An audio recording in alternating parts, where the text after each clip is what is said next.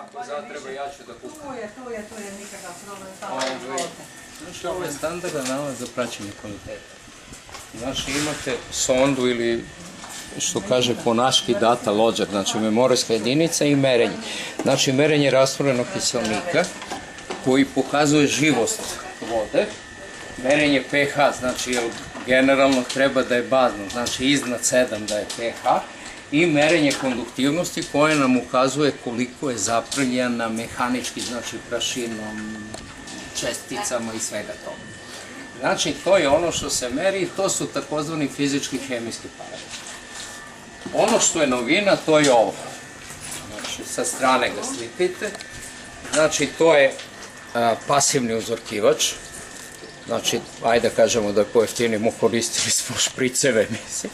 I onda, pošto on reaguje, znači ima za ispuštanje gasa u vodi i to.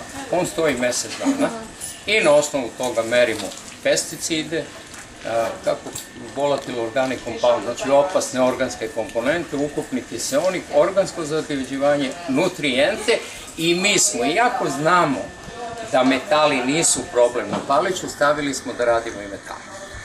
Započeto, a posle se ovo. I znači šta se radi? Ovo se postavi. Znači vi posle snimajte. Ovo se postavi, znači tu. Ostavi se za mesec dana, se zamene samo sonde, znači i nastavi se dalje mesec dana da se radi. To je priča. Ovo ide na klasičnu analizu, to je prednost ove metode. Znači nešto što već uveliko postoji u svetu.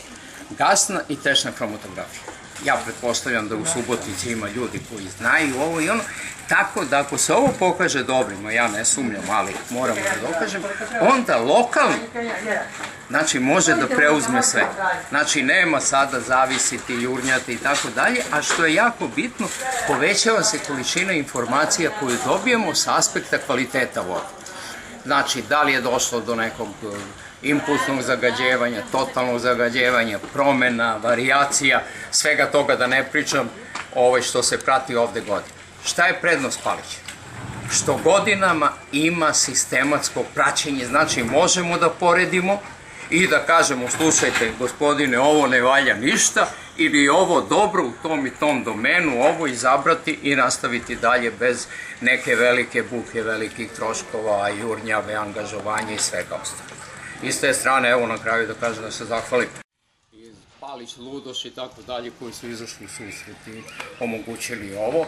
Centrala će tu biti, izveštaj će dolaziti jednom mesečno, mi ćemo se viđati jednom mesečno. Moja ideja je da sledeće godine ja proredim dolaske da ljudi u lokalu sve sami rade. Eto.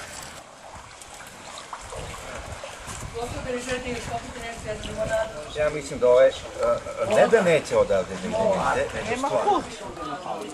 Meni Vesna rekla, ženski štranc, treći sektor i drugi, da li možemo staviti jednu sondu gore na muški štranc? Tamo negdje. Relativno dobar sadržaj kiselnika, znači dobili smo. Evo, otprilike, odlično. Ovo je otporno, znači malo je prljavija voda, da kažemo.